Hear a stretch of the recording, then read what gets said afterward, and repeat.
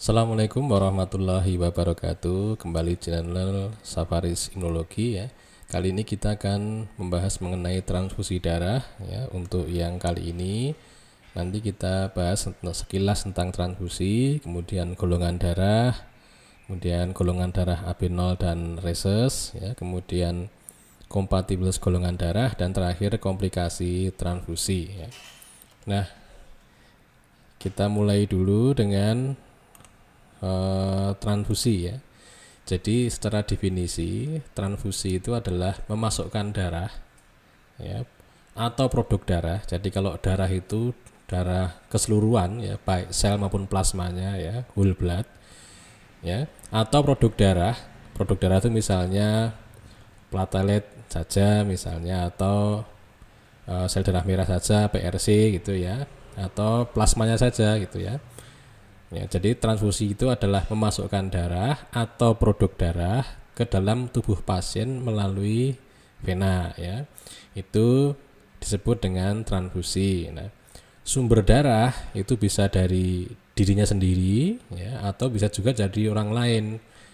Maksudnya bagaimana kalau dirinya sendiri? Misalnya ada orang yang mau operasi misalnya ya. Karena dia mau operasi, operasinya itu elektif ya, tidak emergensi misalnya ya, ambil darahnya dulu ya, kemudian disimpan, nanti kalau dibutuhkan dimasukkan gitu ya, kalau pas operasi. Itu maksudnya dari dirinya sendiri atau dari orang lain ya. Kalau orang lain sudah jelas ya, ada orang yang donor darah, kemudian ada pasien yang membutuhkan darah gitu ya. Jadi sehingga sumbernya darah dari pendonor gitu ya. Itu transfusi sekilas. Jadi kalau kita lihat lebih jauh lagi ya, transfusi itu ya biasa dilakukan di rumah sakit ya.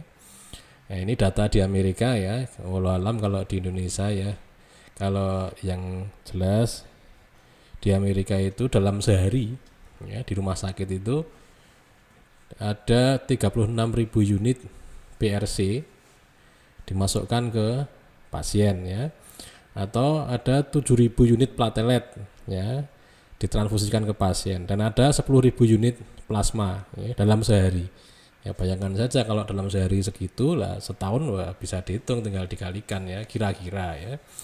Nah, transfusi itu ya ibarat pedang bermata dua. Kenapa? Karena di satu sisi dia bisa menyelamatkan hidup pasien ya. Misalnya apa? Misalnya orang kecelakaan misalnya, kemudian limpahnya pecah misalnya karena terbentur ya, karena limpahnya pecah terjadi bleeding atau perdarahan yang berat gitu ya.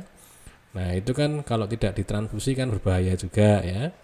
Ya, atau misalnya pasien dengan kehamilan ektopik terganggu misalnya ya, kemudian terjadi perdarahan yang sangat berat ya.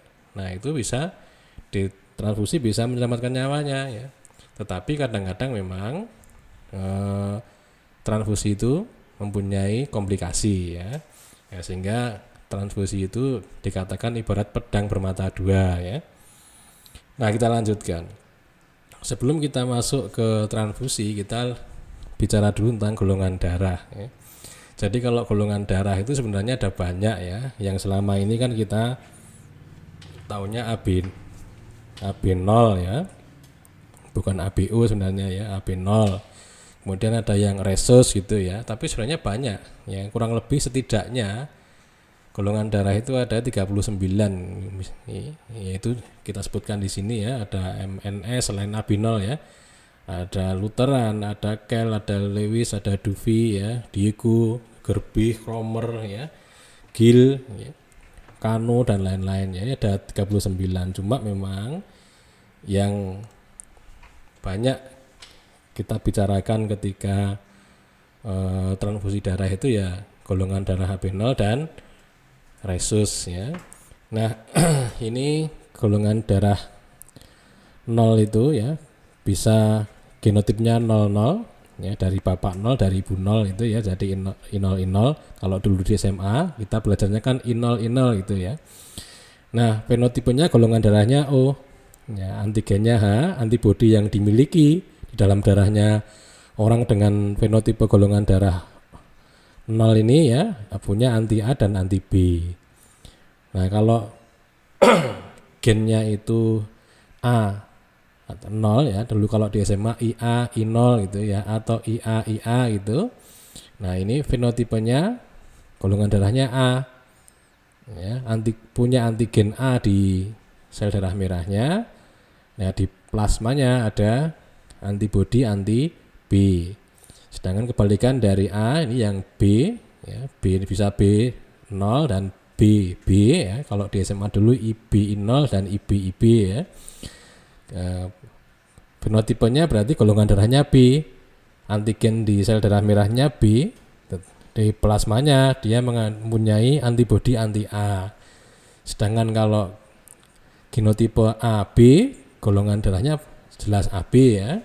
Antigen yang ada di permukaan membran sel darah merahnya ya AB, tetapi tidak mempunyai antibodi anti A maupun antibodi anti B. Nah, kalau reses ini dia kan sifatnya resesif ya, dominan ya. Jadi nanti yang punya gen dominan pasti akan golongan darahnya RH positif ya. Nah, berarti kan 3/4 RH positif ya, yang 1/4 RH negatif. Nah, itu sepintas dengan golongan darah AB0 dan RH ya. Nah, sekarang kita bicarakan tentang kompatibilitas golongan darah ya.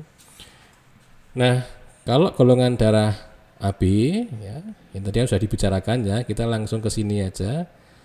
Golongan darah AB ya jelas dia bisa memberikan darah kepada sesama golongan AB ya. Nah, tetapi kalau dulu golongan darah AB ini bisa menerima darah dari golongan apapun ya, AB, A, B dan 0 gitu ya. Nah, kalau yang A ini bisa menerima darah dari golongan A dan 0 ya. Kalau yang bisa, tapi golongan A ini bisa memberikan darah ke sesama golongan darah A atau AB. Kalau B dia bisa memberikan darah kepada sesama B atau kepada golongan darah AB. Tapi dia bisa menerima golongan darah dari B dan dari 0 ya.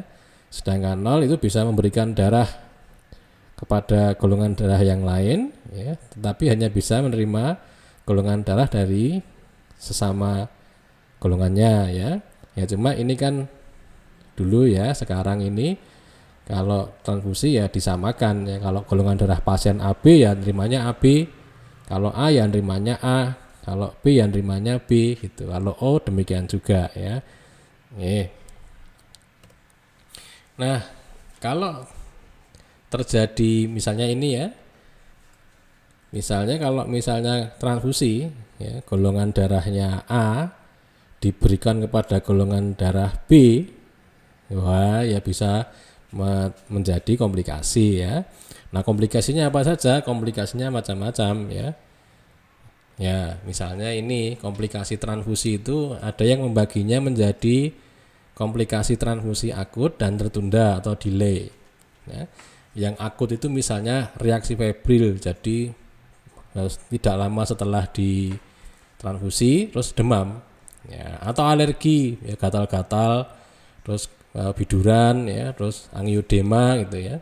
Atau reaksi hemolitik yang immediate, ya namanya immediate ya berarti pecahnya pembuluh darah, pecahnya sel darah merah itu dalam waktu yang cepat, ya itu yang akut. Ada yang tertunda itu tidak langsung ya. Nah, misalnya iron overload ya, jadi terlalu banyak zat besi yang diterima oleh pasien ya, atau reaksi pecahnya sel darah merah yang tertunda ya, atau transfusi graft versus host disease yang terkait dengan transfusi ya. Nah, itu contoh-contoh dari komplikasi ya. Ada yang membaginya menjadi akut dan tertunda, tapi ada juga yang membaginya itu menjadi infeksius dan non infeksius ya. Kalau yang non infeksius tadi misalnya panas ya, kemudian alergi, reaksi hemolitik itu bukan infeksius ya, tetapi kalau yang infeksius itu misalnya habis ditransfusi terus tertular hepatitis B dari darah ya, atau tertular HIV AIDS atau tertular malaria gitu ya. Itu komplikasi yang infeksius. Tapi ada juga yang membaginya itu menjadi komplikasi yang terkait dengan reaksi imunologis dan komplikasi yang terkait dengan reaksi non imunologis. Kalau yang non imunologis itu yang overload, jadi ya hepatitis, intoksikasi sitrat ya. Kok bisa? Ya karena kan disimpannya dengan sitrat ya.